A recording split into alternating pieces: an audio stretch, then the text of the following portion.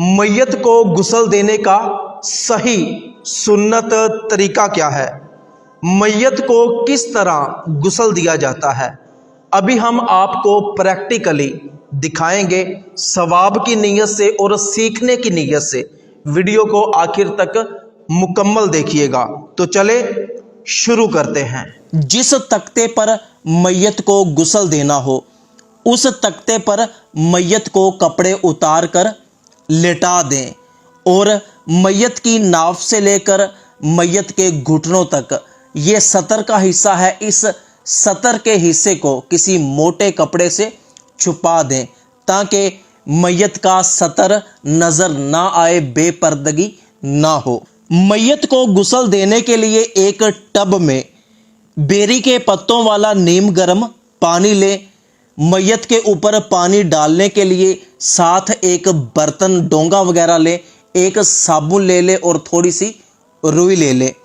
इसके बाद आपने सबसे पहले मैयत को इस्तिंजा करवाना है। मैयत को इस्तिंजा करवाने के लिए सबसे पहले अपने हाथ पर दस्ताना वगैरह, कपड़ा वगैरह, कोई शापर वगैरह लपेट लें।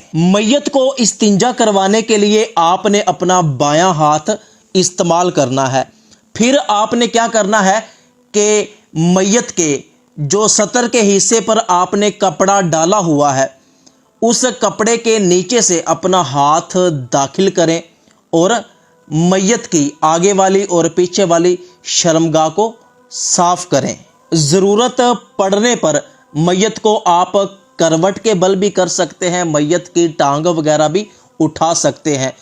खूब अच्छे तरीके से इस्तिंजे वाली जगह को साफ करें, पानी बहा दें। मैयत को इस्तिंजा करवाने के बाद आपने जो दस्ताना, कपड़ा या शोपर वगैरह अपने हाथ पर चढ़ाया हुआ था उसको निकाल कर कचरे में फेंक दे। इसके बाद आप अपने हाथों को अच्छे तरीके से धो लें। अब आपने मैयत को वुज़ू करवाना है। वुज़ू करवाने के लिए आपने सबसे पहले मैयत का दायां हाथ अच्छे तरीके से धोना है। फिर आपने मैयत का बायां हाथ अच्छे तरीके से धोना है।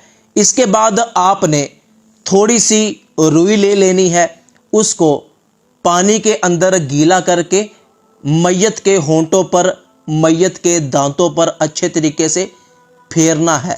इसके बाद आपने फिर से थोड़ी सी रुई लेनी है, उसको पानी में भिगोना है और मैयत के दोनों नाक के नथनों में अच्छे तरीके से वो गीली रुई फेर देनी है।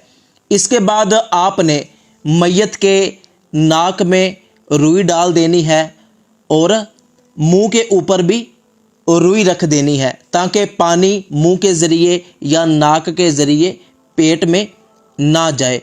और आपने इसके बाद मैयत के चेहरे को आहिस्ता आहिस्ता से धोना है। चेहरे के ऊपर ज़ोर से आपने हाथ नहीं मलने। जिस तरह आप खुद वज़ू में अपना चेहरा धोते हैं इसी तरह मैयत का आपने चेहरा धोना है। इसके बाद आपने मैयत का दायां हाथ कोहनी तक और इसके बाद बायां हाथ कोहनी तक धोना है। फिर आपने अपने दोनों हाथों को तर कर लेना है और मैयत के सर का मसा करना है। इसके बाद आपने मैयत का दायां पाँव अच्छे तरीके से धोना है। फिर आपने मैयत का बायां पाँव अच्छे तरीके से धोना है। अब आपने मैयत को इस तरह बाईं करवट पर लेटाना है कि मैयत का दायां कंधा ऊपर आ जाए। याद रहे कि जो कपड़ा मैयत की सतर वाली जगह पर है वो कपड़ा वहां से हटने ना पाए। अब आपने बर्तन में पानी लेकर मैयत के कंधे से लेकर पैरों की तरफ सारे जिस्म पर बहाना है कि इस तरह के दाएं कंधे पर अच्छे तरीके से पानी बह जाए। इसके बाद आपने मैयत को दाईं करवट पर लेटा देना है कि मैयत का बायां कंधा ऊपर आ जाए। अब आपने मैयत के बाएं कंधे पर अच्छे तरीके से पानी बहाना है, बाएं कंधे से लेकर सीधा पैरों की तरफ। फिर आपने मैयत को सीधा लेटा देना है। अब आपने मैयत के सर से लेकर पैरों तक अच्छे तरीके से मैयत के ऊपर पानी बहाना है, यहाँ तक कि एक भी बाल खुश्क ना रह जाए। याद रहे कि मैयत का जो हिस्सा सतर वाला है, नाव से लेकर घुटनों तक, जब आपने इस हिस्से पर अपना हाथ फेरना है तो आपको अपने हाथ पे दस्ताना वगैरह चढ़ाना पड़ेगा, इसलिए कि बिला हाइल आप मैयत के सतर वाले हिस्से को टच नहीं कर सकते।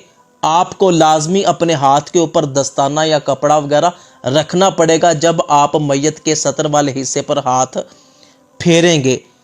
ये बात भी याद रहे कि जब आपने मैयत के सतर वाले हिस्से पर पानी डालना है तो कपड़ा उठाकर भी डाल सकते हैं, इस तरह के आपकी नज़र मैयत के सतर वाले हिस्से पर ना पड़े, और कपड़े के ऊपर से भी डाल सकते हैं जबकि आपको यकीन हो कि कपड़ा अपने ऊपर से पानी को अच्छे तरीके से नीचे ले जाएगा और मैयत का सारा जिस्म पानी के साथ गीला हो जाए, पानी वहां पर बह जाए।